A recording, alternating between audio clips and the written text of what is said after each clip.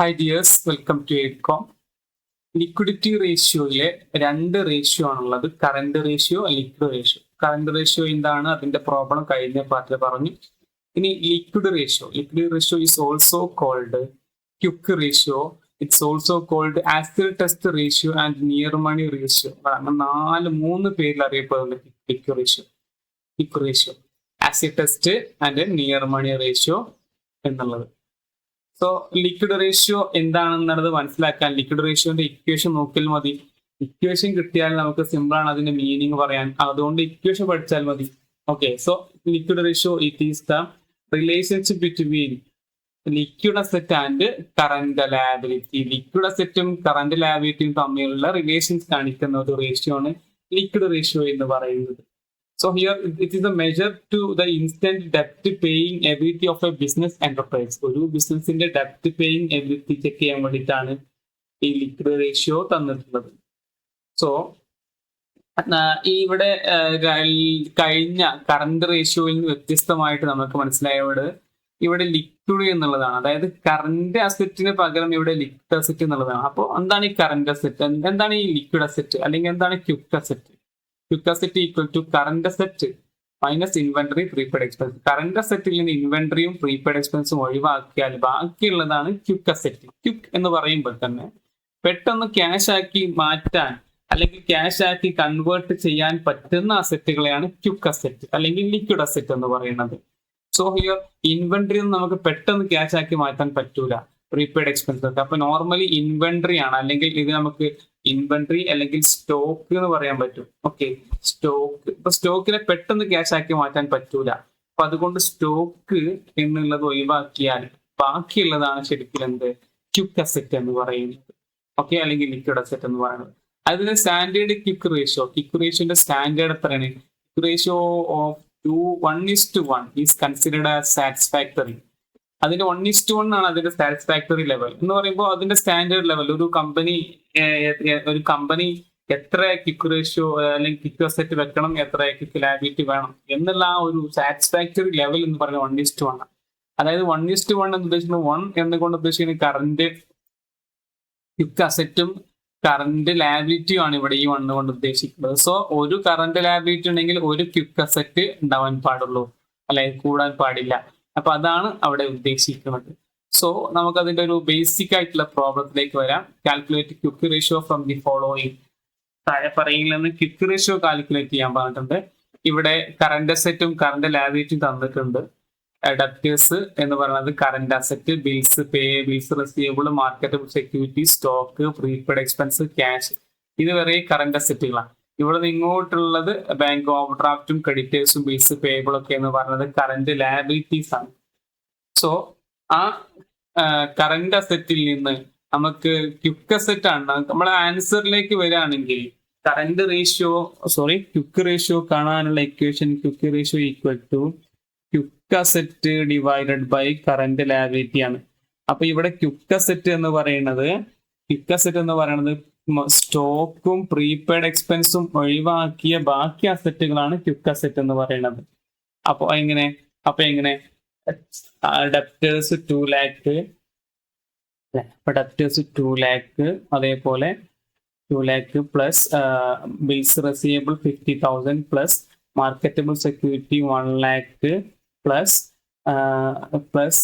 Cash 10,000 അല്ലേ, divided by current liability 1,75,000 plus 2,30,000 plus 75,000.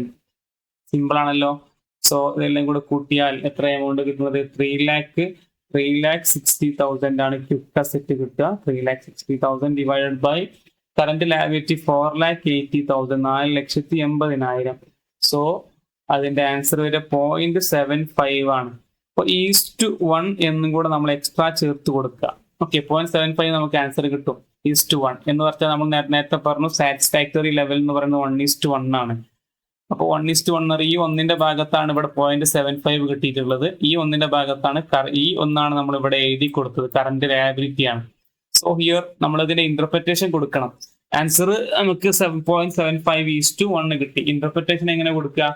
Actually quick ratio is the below the standard ratio. Standard റേഷ്യോക്കായി കുറവാണ്, കാരണം ഇവിടെ 0.75 ഉള്ളൂ. ഇവിടെ ഒന്നുണ്ട് അല്ലെ, ഇവിടെ ₹1 1 വേണം. ഇവിടെ ₹1 എത്രയേ ഉള്ളൂ? 75 പൈസയേ ഉള്ളൂ അവിടെ മനസ്സിലാക്കാൻ. സോ അതുകൊണ്ട് തന്നെ ഈ ഒരു ഇന്റർപ്രിറ്റേഷൻ നമ്മൾ കൊടുക്കണം. അതുകൊണ്ട് in short the liquidity position of the company is unsatisfactory അല്ലെങ്കിൽ നോട്ട് സാറ്റിസ്ഫാക്ടറി എന്ന് കൊടുക്കണം. Because the standard ratio is the quick ratio is the below our standard. Okay ആണല്ലോ. അപ്പൊ അങ്ങനെ ആ ഒരു ഇന്റർപ്രിറ്റേഷൻ കൂടെ കൊടുത്താലാണ് ആൻസർ കംപ്ലീറ്റ് ആവുക. ദെൻ കുറച്ച് ഇമ്പോർട്ടന്റ് ആയിട്ടുള്ള പ്രോബ്ലം ആണ് ഇനി നോക്കുന്നത്. വളരെ ഇമ്പോർട്ടന്റ് ആയിട്ടുള്ള കുറച്ച് പ്രോബ്ലംസ് ക്വിക്ക് റേഷ്യോയും കറന്റ് റേഷ്യോയും കൂടെ ഒരുമിച്ച് വരുന്ന എക്സാമിന് ഈ ഒരു രീതിയിലാണ്, ഈ ഒരു ടൈപ്പിലാണ് എക്സാമിന് വരിക. From the following details of വൈനർ limited calculate current liability, current asset, liquid asset, working capital. അങ്ങനെ 4 ഐറ്റം കാൽക്കുലേറ്റ് ചെയ്യാൻ പറഞ്ഞിട്ടുണ്ട്. ക്വസ്റ്റ്യനിൽ തന്നത് current ratio 1.6:1, quick ratio 1.1:1, stock 50,000. അപ്പൊ സ്റ്റോക്ക് ആണ് ഇവിടെ കാര്യമായിട്ട് തന്നിട്ടുള്ളത്. അപ്പൊ ആ സ്റ്റോക്ക് വെച്ചിട്ടാണ് നമ്മൾ ഇവിടെ ക്വസ്റ്റ്യൻ ആൻസർ ചെയ്യേണ്ടത്. ഇത്തരം ക്വസ്റ്റ്യന്റെ ആൻസർ ഒക്കെ വ്യത്യസ്ത രീതിയിൽ ചെയ്യാൻ പറ്റും. അപ്പൊ നമ്മൾ ഒരു ഫോർമാറ്റ് ചെയ്യുക, ആ ഒരു മെത്തേഡിൽ എല്ലാവർക്കും ഫോളോ ചെയ്താൽ നമുക്ക് സിമ്പിൾ ആവും. നന്നായിട്ട് ശ്രദ്ധിക്കാൻ, മനസ്സിലാക്കാം. ഓക്കെ, ഇവിടെ നമുക്ക് സ്റ്റോക്ക് ആണ് തന്നിട്ടുള്ളത്. നമ്മൾ നേരത്തെ പറഞ്ഞ ഇക്വേഷൻ വെച്ചിട്ട് ചെയ്യാം.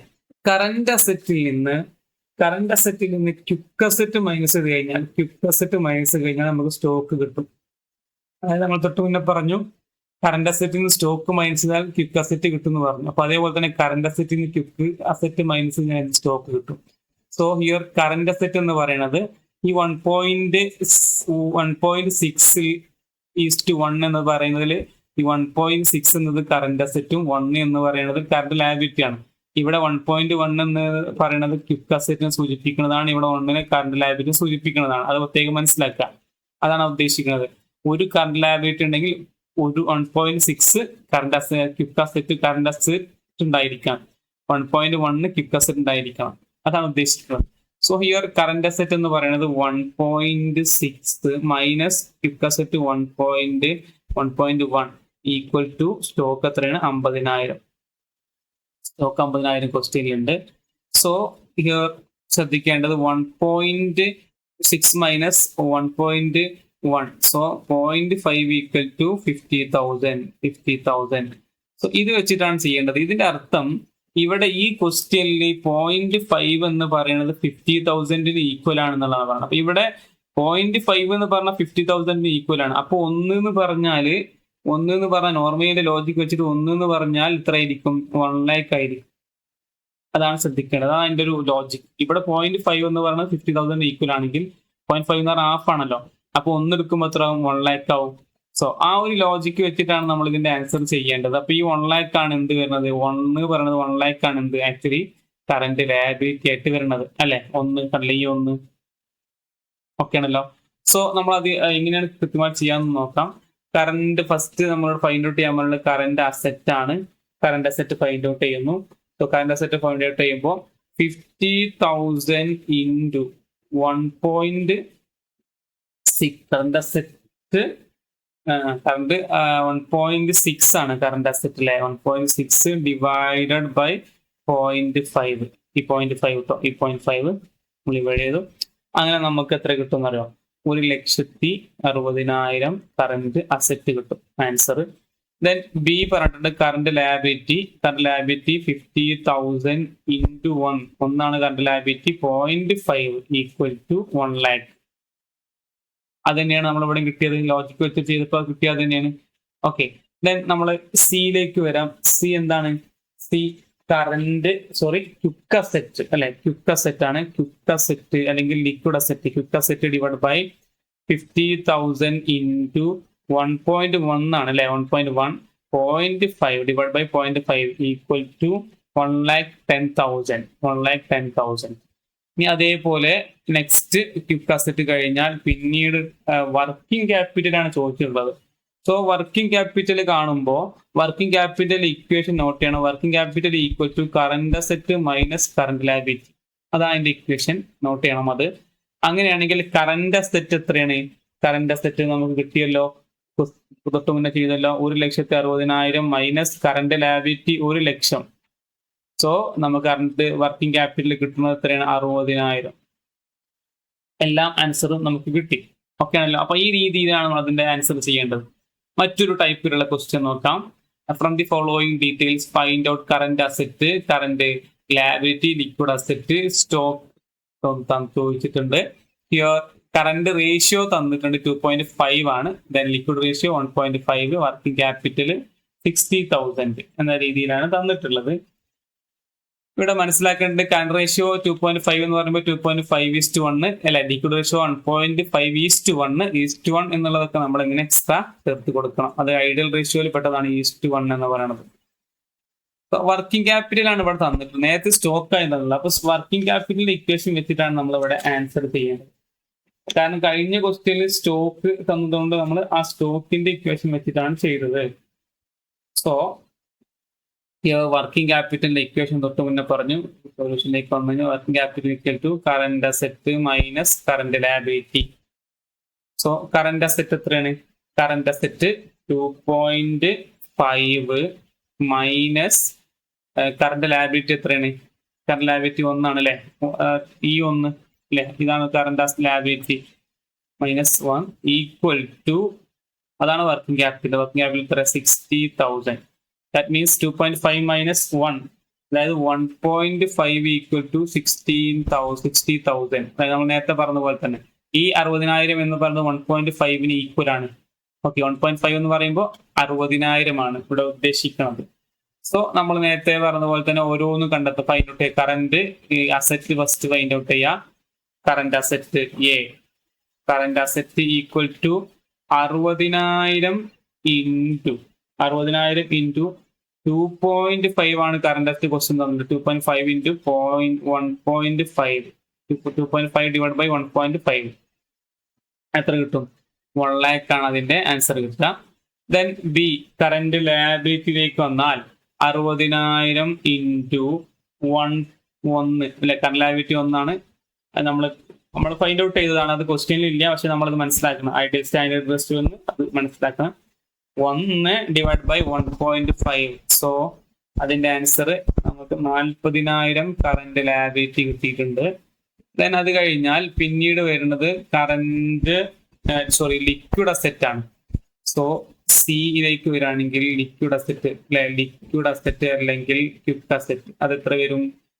അസറ്റ് ഇതേപോലെ തന്നെ 60,000 ഇൻറ്റു 1.5 ഡിവൈഡ് ബൈ 1.5.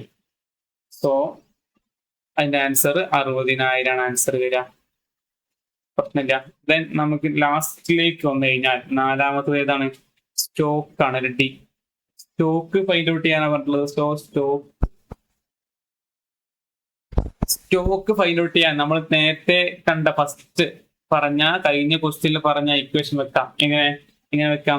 കറന്റ് അസറ്റിൽ നിന്ന് ക്വിക്ക് അസറ്റ് മൈനസ് കഴിഞ്ഞാൽ എന്ത് കിട്ടും? സ്റ്റോക്ക് കിട്ടും. സോ ഇവിടെ കറന്റ് അസറ്റ് എത്രയാണ് ക്വസ്റ്റ്യൻ തന്നിട്ടുണ്ട്. നമ്മൾ ആൻസർ കണ്ടെത്തിയിട്ടുണ്ട്. 1,00,000 കറന്റ് അസറ്റ്. അതിൽ നിന്ന് ക്വിക്ക് അസറ്റ് എത്ര തന്നിട്ടുള്ളത്? 60,000 ആണ് ക്വിക്ക് അസറ്റ് നമുക്ക് തന്നിട്ടുള്ളത്. സോ ഇത് 60,000 കാണാൻ പറ്റും അല്ലെ, 60,000 1,00,000 നമ്മൾ ഫൈൻഡ് ഔട്ട് ചെയ്തിട്ടുണ്ട് ഇവിടെ. അങ്ങനെയാണെങ്കിൽ സ്റ്റോക്ക് എത്ര കിട്ടും? 40,000 കിട്ടും. ഓക്കെ ആണല്ലോ. ഇതാണ് ഈ രീതിയിലുള്ള ക്വസ്റ്റ്യൻസ് ആണ് നമുക്ക് വരിക. എന്റെ ആൻസർ കൃത്യമായിട്ട് നോക്കുക നിങ്ങൾ. ഇനി ഇതേപോലെ മറ്റൊരു question, from the following details find out current asset, current liability, liquid asset. 3 find out ചെയ്യാൻ പറഞ്ഞിട്ടുണ്ട്. കറന്റ് റേഷ്യോ ഈസ് 2.8 എന്ന് പറയുമ്പോൾ 1 കൂടെ ചേർത്ത് കൊടുക്കണം. ആസിഡ് ടെസ്റ്റ് റേഷ്യോ 1.5 ആണ്, 1 അല്ലെ. വർക്കിംഗ് ക്യാപിറ്റൽ തന്നിട്ടുണ്ട്. അപ്പൊ ഇതേപോലെ തൊട്ട് മുകളിൽ ചെയ്ത ക്വസ്റ്റ്യൻ അതിപ്പോഴൊപ്പം 4 ചെയ്തതുപോലെ തന്നെ പ്രോബ്ലം 5 നിങ്ങൾ ചെയ്തിട്ട് അതിന്റെ ആൻസർ കമന്റ് ചെയ്യുക. Current asset, current liability, liquid asset ഒന്ന് കമന്റ് ചെയ്യാം. ഓക്കെ.